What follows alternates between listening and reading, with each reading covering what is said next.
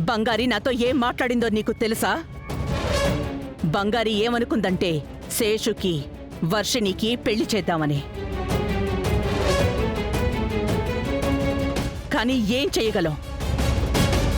వర్షిణికి ఇష్టం లేదు కదా.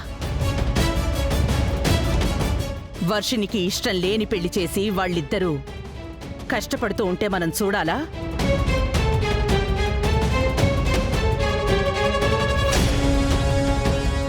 ఇప్పుడు చెప్తున్నాను, ప్రభు మంచివాడు కాకపోయుంటే ఆ కుటుంబం మన కుటుంబానికి అస్సలు సరితూగదు అనుకునుంటే నేనే వర్షిణిని బలవంతం చేసి శేషుకిచ్చి చేసుండేదాన్ని.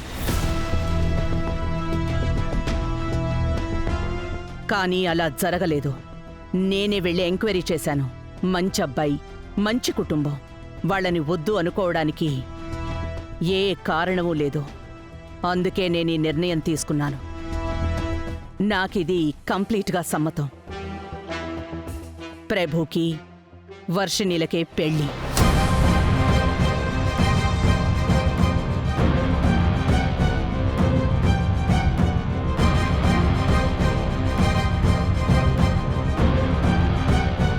జయరాం, నువ్వే ఉంటావు. అమ్మా, నాకు నీ ఇష్టమే ముఖ్యం. మీనా, నీకిది ఇష్టం లేదని నాకు తెలుసు. ఇదిగో చూడు, వర్షిణి గురించి ఆలోచించు. నీ కూతురు కోరుకున్న వ్యక్తితో సంతోషంగా ఉండబోతుంది.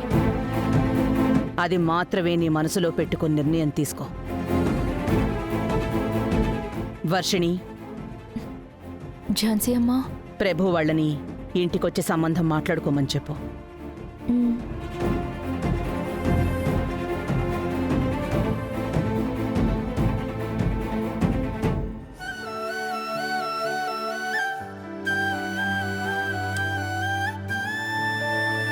రేయ్ శేషు,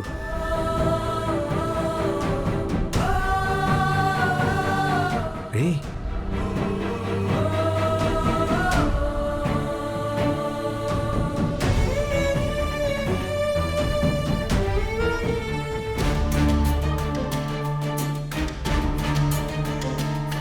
రవి సార్,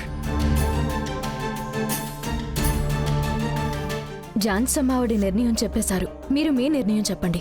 మీరు బాగా ఎంక్వైరీ చేశారా? వేరే దారి ఎంక్వైరీ చేయకపోతే వదిలేస్తావు నువ్వు? మరేంటి, మీ నిర్ణయం చెప్పేసేయండి. వాళ్ళ కుటుంబం గురించి ఎంక్వైరీ చేసినంత వరకు అంతా చాలా క్లీన్గా ఉంది బంగారి. ప్రభుని అందరూ మంచి అబ్బాయి అని చెప్తున్నారు. కానీ ఒక్కటి ఉంది, బాగా పొగరబట్టున్నాడు. కానీ తనంత చెడ్డవాడేం కాదులే. రవి సార్, మంచివాడికి పొగరు ఉండడం అనేది తప్పేం కాదే. తప్పు లేదు, కానీ లోపల నాకేదో ఇన్స్టింక్ట్ కెలికేస్తుంది బంగారి. అందుకని వాడు నాకు అస్సలు నచ్చట్లేదు. అయితే ఇంకేముంది, అందరూ మాట్లాడుకొని డిసైడ్ అయిపోయారు కదా. వర్షిని వాడి మీద ప్రాణాలు పెట్టుకుంది, పారిపోయేంత వరకు వచ్చింది. అందుకే రవి సార్ నేను చెప్తుంది, ఇక మీదట ఆపాలనుకుంటే చాలా కాంప్లికేట్ అవుతుంది. మనకది మర్యాదగా కూడా ఉండదు. మాట్లాడి పెళ్లి చేయడమే మంచిది. బంగారి, శేషు నాకు సొంత కజిన్. ఇప్పుడు చెప్తున్నాను, వాడికి మించిన మంచివాడు ఎక్కడ వెతికినా దొరకడు. శేషు నా వర్షిని లవ్వా అంటే నేనేం చూస్ చేసుకోవాలి బంగారి? ఏ డెసిషన్ తీసుకోవాలనేది తెలియట్లేదు. చాలా కన్ఫ్యూజన్గా ఉంది. బావా, ఆ, ఇందులో కన్ఫ్యూజ్ అవ్వడానికి ఏముంది? తను మంచివాడంటే తనతోనే పెళ్లి జరిపించేయటమే. రేయ్ శేషు, బావా, నాది వన్ సైడ్ లవ్, కానీ వర్షిణిది అలా కాదుగా. వాళ్ళిద్దరు కూడా ఒకరినొకరు ప్రాణానికి ప్రాణంగా ప్రేమించుకున్నారు. ఆ అబ్బాయి కోసం ఇల్లు వదిలిపెట్టి వెళ్ళిపోవడానికి రెడీగా ఉంది. దానికి మించి మీరు నాకు వర్షిణినిచ్చి పెళ్లి చేయాలనుకోవటం తప్పవుతుంది బావా. ఆలోచించకండి బావా, ఆ ప్రభునే వర్షిణికి కరెక్ట్ పేరు. బావుంటారు బావా, పెళ్లి చేసేయండి. రేయ్ శేషు,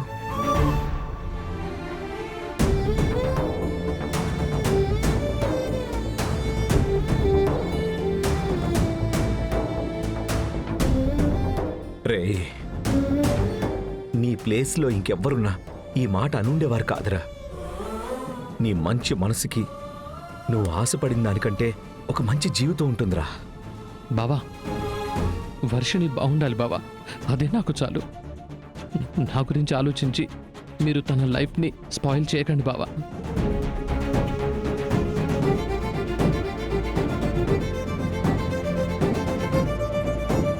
రవి సార్, మీరు చెప్పింది కరెక్టే. శేషులాగా మంచోడిని వర్షినికి తీసుకురాలేము. ఏం చేయగలం? వర్షినికి అంతే రాసిందనుకోవాలి.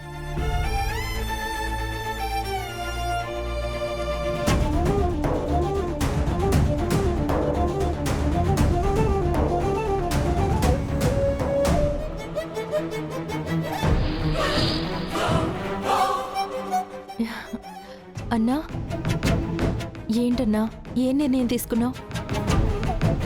దేనికి?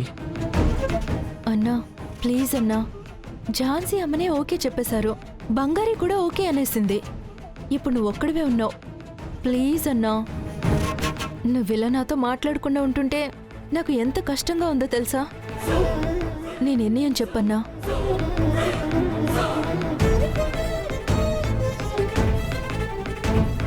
నేనిప్పుడు వద్దు అని చెప్తే తను వదిలేసి వచ్చేస్తావా? అన్నా, ప్రభుని వద్దని చెప్పడానికి నీ దగ్గర ఏదైనా కారణం ఉందా? ఇష్టం లేదు అని మాత్రం చెప్పొద్దన్నా. నువ్వు వాడిని ఏం చూసి లవ్ చేసావు? అన్నా, నీకు ఎలా ప్రభు నచ్చలేదో అలాగే నాకు కూడా. నాకు స్టార్టింగ్లో అస్సలు నచ్చలేదు. తనని చూస్తేనే నాకు కోపం వచ్చేసేది.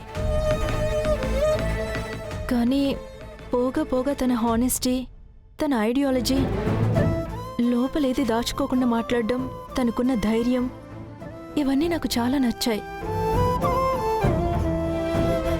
నీకొకటి చెప్పనా?